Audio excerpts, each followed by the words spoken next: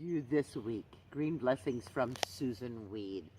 We're in a little, I call it a little woodland garden here. And that's because it's by a path, and it's a path that a lot of people use. We're in a nature preserve between Woodstock and Saugerties. And it's been used for a long, long time because we're right on the Hudson River. You can see the river right back out there. So we're going to see some plants that you wouldn't normally see in a forest setting that you'd be more likely to see in a garden setting, such as these little blue flowers. They're called stars of Holland. They're really great little flowers to plant, and they've just naturalized here. Somebody probably planted these. Could have easily, in this area, could have been a century or more ago that these were planted.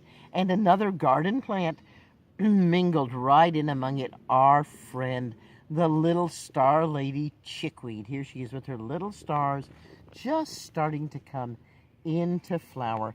Chickweed, a big item in our salads these days. You know, you just pinch off the tops of the chickweed.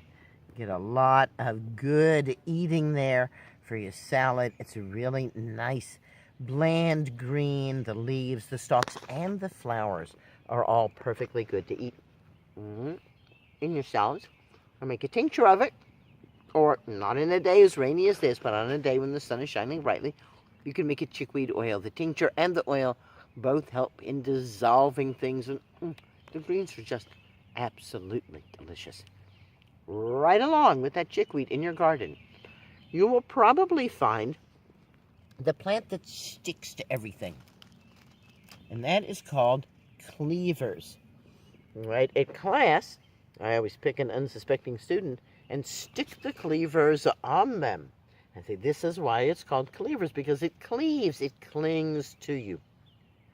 We often will just harvest cleavers and dry it because it makes a wonderful infusion. But sometimes we make a cleavers tincture. And this year we also made a cleavers vinegar. So we'll get back to you on what that cleavers vinegar is like. Cleavers is a lymphatic mover. It helps to move fluid through the lymphatic system. It's especially good if you've had any lymph nodes removed surgically, because it helps to prevent lymphedema. And you can just be taken as a regular tonic to the lymph system, or it can be taken at the point where you're starting to think there's some problem. Green blessings are everywhere, aren't they?